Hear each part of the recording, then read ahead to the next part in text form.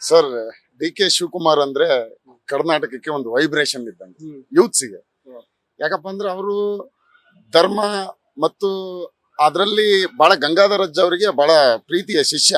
ಗಂಗಾಧರಜ್ಜ ಅವ್ರನ್ನ ಬಹಳ ನಂಬ್ಕೊಂಡಿದ್ದಾರೆ.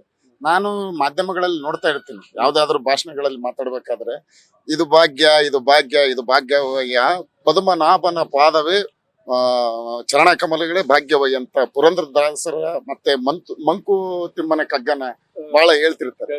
ನಾವೊಂದು ಸಭೆ ಸಮಾರಂಭದಲ್ಲಿ ವಿಶ್ ಮಾಡಕ್ ಹೋಗಿದ್ವಿ ಸುಗಂಧರಾಜ ಹೂವಿನ ಹಾರ ಹಾಕಕ್ಕೆ. ಅವ್ರಿಗೆ ಆಕ್ಚುಲಿ ಸುಗಂಧರಾಜ ಆಗಲ್ಲ, ಅವರಿಗೆ ಈ ತರ ಬೇರೆ ಹಾರಗಳಾದ್ರೆ ಇಷ್ಟ ಆಗುತ್ತೆ. ಆಮೇಲೆ ವರ್ಸಟೈಲ್ ಕ್ಯಾರೆಕ್ಟರ್, ಏನಿದ್ರು ನೇರವಾಗಿ ಮಾತಾಡೋಂಥದ್ದು, ಆತರ ಯೂತ್ಸ್ಗೆ ಬಹಳ ಅಟ್ರಾಕ್ಟಿವ್ ಇದಾರೆ. ರಾಜಕಾರಣದಲ್ಲಿ ನೇರವಾಗಿ ಮಾತಾಡೋದು ಬಹಳ ಇದು ಕಡಿಮೆ, ಹಿಂದೆ ಮುಂದೆ ಮಾತಾಡೋದು. ಆದ್ರೆ ಇವ್ರು ಹೆಂಗಪ್ಪ ಅಂತಂದ್ರೆ ಒಂದು ಅವ್ರ ಮುಖದಲ್ಲಿ ಏನೋ ಒಂದು ಕಳೆ, ರಾಜ ಕಳೆ ಇದೆ. ಆ ಯೂತ್ಸ್ಗೆ ಅದು ಅಟ್ರಾಕ್ಟಿವ್ ಆಗಿ ಕಾಣುತ್ತೆ. ಏನೇ ಆಗ್ಲಿ ನಿಭಾಯಿಸುವಂತ ಒಂದು ಶಕ್ತಿ ಕೂಡ ಅವರಲ್ಲಿದೆ. ಅವ್ರು ಹೇಳ್ತಾರೆ, ಧರ್ಮದಿಂದಲೇ ವಿಶ್ವಕ್ಕೆ ಶಾಂತಿ ಎಂಬ ಗಂಗಾಧರ ಅಜ್ಜನ ಯಾವಾಗ್ಲೂ ಅವರು ನೆನೆಸ್ಕೊಳ್ತಾ ಇರ್ತಾರೆ.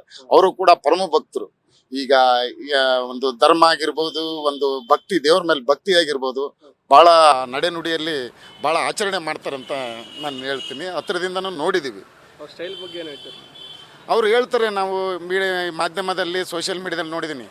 ಏನಂತಾರೆ, I am by birth I am agriculturist, passion by politician, ಆ ಥರ ಒಂದು 3 ವಾಕ್ಯ ಹೇಳ್ತಾರೆ. ಚೆನ್ನಾಗಿ ಹೇಳ್ತಾರೆ. ಅವ್ರ ಬಾಯಿಂದ ಕೇಳ್ಬೇಕು ನಾವು. ಅದೆಲ್ಲ ಅದೇ ಇಷ್ಟ ಆಗಿದ್ದು ನಿಮಗೆಲ್ಲ?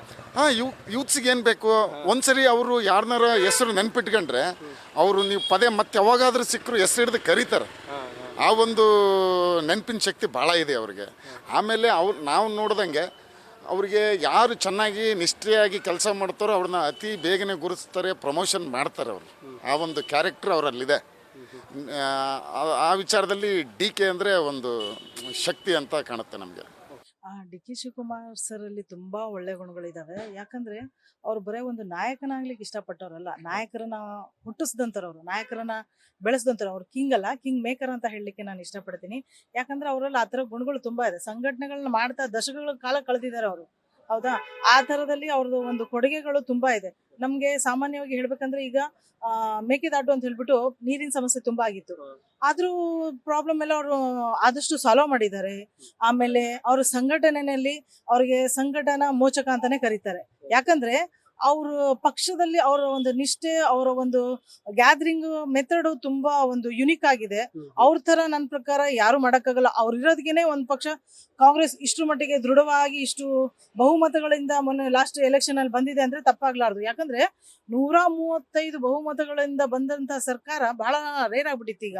ಬಟ್ ಈ ಟೈಮ್ ನಲ್ಲಿ ಇಷ್ಟೆಲ್ಲ ಆಗಿದ್ದು ಅವ್ರ ಅಧ್ಯಕ್ಷತೆನಲ್ಲಿ ಅಂತ ಹೇಳಲಿಕ್ಕೆ ನಾನು ತುಂಬಾ ಇಷ್ಟಪಡ್ತೀನಿ. ಯಾಕಂದ್ರೆ ಅವರ ಒಂದು ಡಿಸಿಪ್ಲಿನ್, ಅವ್ರದೊಂದು ಪಂಚುಯಾಲಿಟಿ ಏನಿದೆಯಲ್ಲ, ಅದು ತುಂಬಾ ಒಂದು ವರ್ಕ್ ಮಾಡಿದೆ ಈ ಸರಿ. ಮುಂದಿನ ಒಂದು 26 ಆಯ್ತಲ್ವಾ, ಈಗ 28ಕ್ಕೂ ಅವರೇ CM ಆಗ್ತಾರೆ ಅಂತ ಹೇಳಲಿಕ್ಕೆ ಇಷ್ಟಪಡ್ತೀನಿ. ಯಾಕಂದ್ರೆ ಈ ಸರಿ ಬರೀ 135 ಆಗಿದೆ. ಮುಂದಿನ ದಿನಗಳಲ್ಲಿ ಇನ್ನೂ ಜಾಸ್ತಿ ಆಗಿ ಬಹುಮತಗಳ ಜೊತೆಗೆ ನೆಕ್ಸ್ಟ್ ಇನ್ನು ಮಿನಿಸ್ಟರ್ಗಳು ಕೊಡೋದನ್ನೇ ಕಷ್ಟ ಆಗ್ಬೋದು. ಆ ರೇಂಜಿಗೆ ಅವರು ಈ ಸರಿ ತುಂಬಾ ಶಾಸಕರನ್ನ ತರ್ತಾರೆ ಅಂತ ನಮಗೊಂದು ಹೋಪ್ ಇದೆ. ಆಗ್ಬೇಕನ್ನೋ ಕೆಲಸ ಆದ್ರೆ ಯಾವುದು ಇಂಥದ್ದೊಂದು ಅವರಿಂದ ಆಗ್ಬೇಕಾದ್ರೆ ಕೆಲಸಗಳು ಯಾವಾದ್ರು ದಾವಣಗೆರೆನಲ್ಲಿ ಸ್ವಲ್ಪ ಡೆವಲಪ್ಮೆಂಟ್ ಜಾಸ್ತಿ ಆಗ್ತಾ ಇದೆ. ಬಡವ್ರ ಸಂಖ್ಯೆನೂ ಇದೆ ಅಂತ ಹೇಳ್ತೀನಿ. ಮನೆಗಳದ್ದು ಸ್ವಲ್ಪ ಸಮಸ್ಯೆಗಳಿದೆ. ಆಶ್ರಯ ಮನೆಗಳನ್ನ ಕೊಟ್ಟು ಬಿಟ್ರೆ, ಸ್ವಲ್ಪ ಹಾಸ್ಪಿಟಲ್ಗಳದ್ದು, ಆಮೇಲೆ ಗೌರ್ಮೆಂಟ್ ಸ್ಕೂಲ್ಗಳ ಬಗ್ಗೆ ಸ್ವಲ್ಪ ಗಮನ ಕೊಡ್ಬೇಕು ಅಂತ ನಾನು ಹೇಳಲಿಕ್ಕೆ ಇಷ್ಟಪಡ್ತೀನಿ. ಗೌರ್ಮೆಂಟ್ ಸ್ಕೂಲ್ಗಳು ಇದಾವೆ, ಪ್ರೈವೇಟ್ ಸ್ಕೂಲ್ಗಳಿಗಿಂತನೂ ಸ್ವಲ್ಪ ಗೌರ್ಮೆಂಟ್ ಸ್ಕೂಲ್ಗಳು ಸ್ವಲ್ಪ ಜಾಸ್ತಿ ಡೆವಲಪ್ ಆಗ್ಬೇಕು. ಯಾಕಂದ್ರೆ ಈಗ ನಮ್ಮ ಹೆಚ್ಚು ದುಡ್ಡು ಮಿಡ್ಲ್ ಕ್ಲಾಸ್ ಅವ್ರ ದುಡ್ಡು ಹೋಗ್ತಾ ಇರೋದೇ ಒಂದು ಆಸ್ಪತ್ರೆ ಬಿಟ್ರೆ ಸ್ಕೂಲು. ಇವೆರಡರಲ್ಲಿ ಸ್ವಲ್ಪ ಅವ್ರು ಗಮನ ಕೊಟ್ರೆ ನಮ್ಗೆ ಒಳ್ಳೇದು. ಇನ್ವೆಸ್ಟ್ ಆಗ್ತಾ ಇದೆ ಅಲ್ಲ, ಆಮೇಲೆ ಅವೆರಡನ್ನು ನಾವು ಬಚ್ಚಿಟ್ಟು ಮಾಡೋಂಥದ್ದಲ್ಲ, ಅದು ಇನ್ವೆಸ್ಟ್ ಮಾಡ್ಲೇಬೇಕು. ಖರ್ಚು ಮಾಡೋದೇ ಇರೋದಕ್ಕೆ ಅಲ್ಲಿ ಸ್ವಲ್ಪ ಅವರು ಮಾಡ್ಕೊಟ್ರೆ ಚೆನ್ನಾಗುತ್ತೆ. ಯಾಕಂದ್ರೆ ಅವ್ರದ್ದು ಗ್ಯಾರಂಟಿ ಯೋಜನೆಗಳು ನಮ್ಗೆಲ್ಲ ಹೆಣ್ಮಕ್ಳಿಗೆ, ಸ್ಪೆಷಲಿ ಹೆಣ್ಮಕ್ಳಿಗಳಿಗೆಲ್ಲ ತುಂಬಾ ಒಂದು ಅನುಕೂಲ ಮಾಡ್ಕೊಟ್ಟಿದೆ. ಮುಂದಿನ ದಿನಗಳಲ್ಲಿ ಹೆಣ್ಮಕ್ಳಿಗೆ ಕೂಡ 2,000 ಕಡಿಮೆ ಆಗ್ಲಿ, ಅದೇನೋ 3,000 ಕೊಡ್ತಾ ಇದಾರಲ್ಲ ಅದು ಕಡಿಮೆ ಆಗ್ಲಿ ನಡೆಯುತ್ತೆ. ಬಟ್ ಮಕ್ಳಿಗೆ ಎಜುಕೇಶನ್ಗೆ ಹಾಸ್ಪಿಟಲ್ಗಳಲ್ಲಿ ಫೆಸಿಲಿಟೀಸ್ಗಳನ್ನ ತುಂಬಾ ಚೆನ್ನಾಗಿ ಮಾಡ್ಕೊಟ್ರೆ ಅನುಕೂಲ ಆಗುತ್ತೆ ಅಂತ ಹೇಳಲಿಕ್ಕೆ ಇಷ್ಟಪಡ್ತೀನಿ.